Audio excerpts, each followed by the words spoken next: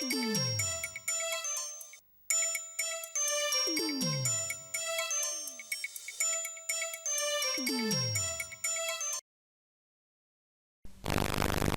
was walking home when three guys came up to me. The mate said I should have called a taxi, but why should I? It wasn't my fault I got bashed. They had the problem. They just laid into me yelling, faggot. I'm no faggot. I'm gay. The street should be safe for everybody. Doesn't matter who you are. Public spaces can be safe. All we have to do is look out for each other and show some respect. Public places are for all of us. What you do makes the difference.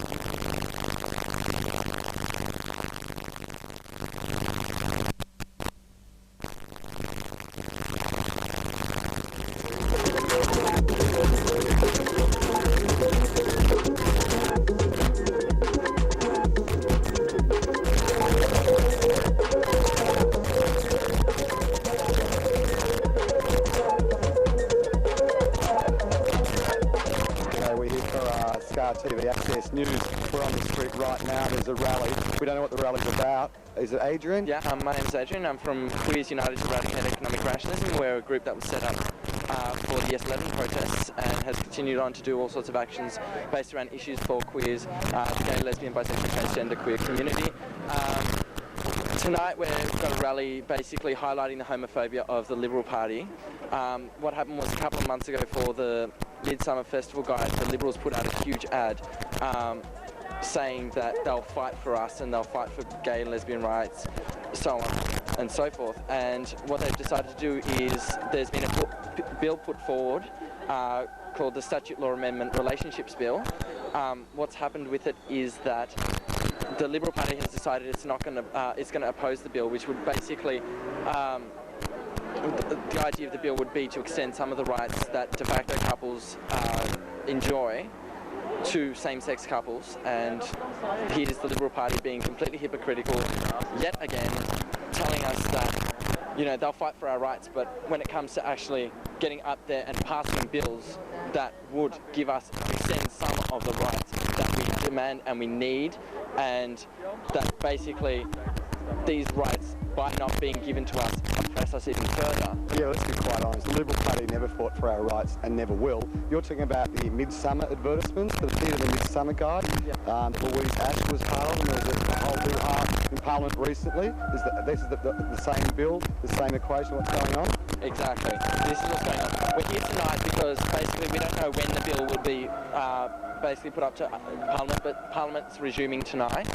So we thought, as the start of the Parliament, for this particular season of Parliament, or whatever you call it, we would basically be up and showing our support for the bill and our demands against that the hypocritical Liberal Party start actually staying true to their promises. Hang on, there were no promises. That was a paid ad in the Midsummer Festival Guide. How do you feel about Midsummer, your festival, queer festival, gay, lesbian, transgender, bisexual festival, taking money from the Liberal Party? Personally, I'm not impressed.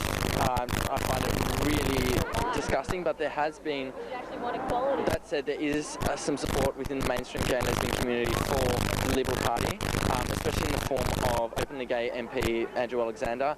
Well, on that level, what's Andrew Silverboy, what's his position about this? Basically, he's going by the party position, like, this is... Yeah, so is he really a gay man, or is he like a Thatcherite model? Is he just playing the homophobic, heterosexual position against us having equality? Isn't that what he's doing? Absolutely. This is the situation that's going on.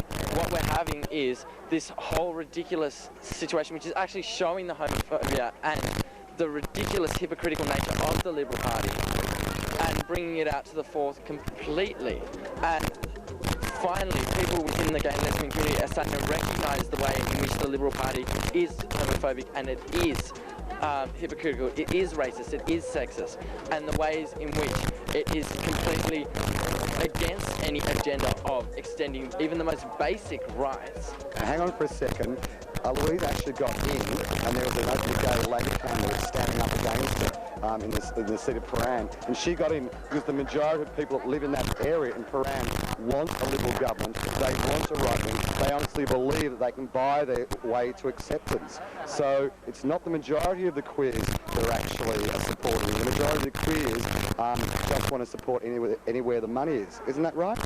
Well, yeah, I mean, there is this whole discourse that has come up in the last 20 years of this idea of the pink dollar, whereby it's... And lavender dollar. Oh, lavender, whatever you call it. The idea of the pink dollar would be that gays, and this ridiculous myth that gays and lesbians make more money than straight people.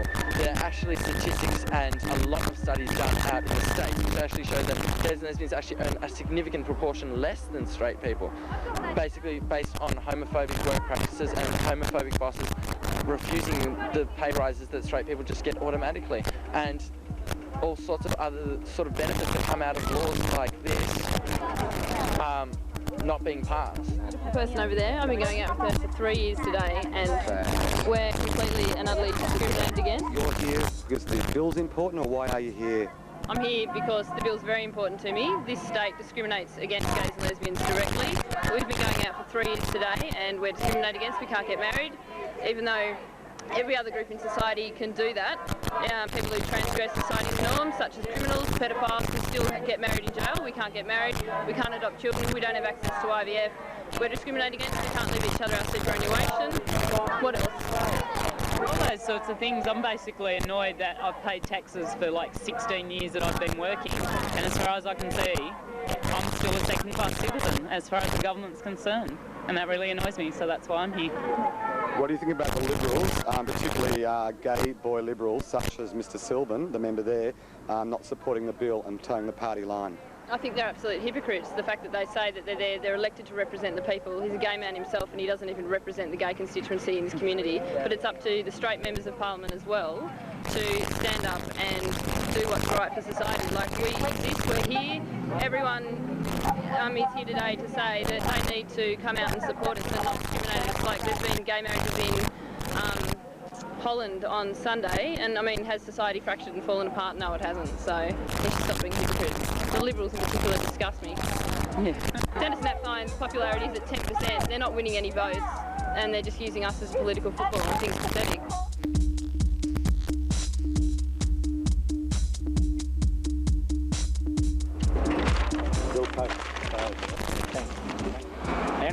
Anyone else caught sticking things up here in charge of door posting? Do you understand that? Do you understand? All right. About relationships in Victoria and recognising equal relationships no matter who you're having a relationship with. All right. You want you all to move down the steps below the carriageway. All right. Seeing as you're part of a protest. Okay, there's no protest allowed on these steps here. Do you understand that? What law says that? Yeah. Well, the law is pertaining to Parliament, all right? I'm an authorised officer of the Crown Land Act, and I'm giving instructions now to move down there, okay? Well, I can see you protesting, so I'll get rid of that card in your hand, all right? So, all right, well...